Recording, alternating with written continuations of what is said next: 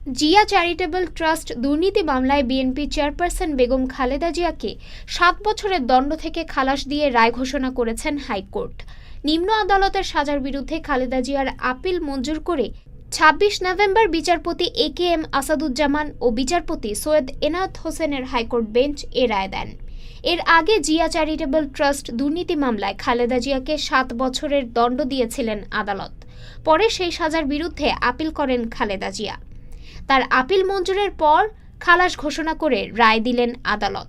2018 সালের 29 October Zia charitable trust দুর্নীতি মামলার রায় দেন বিচারিক আদালত। ওই রায়ে বিএনপি চেয়ারপারসন ও সাবেক প্রধানমন্ত্রী বেগম খালেদা জিয়াকে 7 বছরের কারাদণ্ড ও 10 লাখ টাকা অর্থদণ্ড দেওয়া হয়। আদালতের এই রায়ের বিরুদ্ধে 2018 সালের নভেম্বরে হাইকোর্টে আপিল করেন খালেদা জিয়া।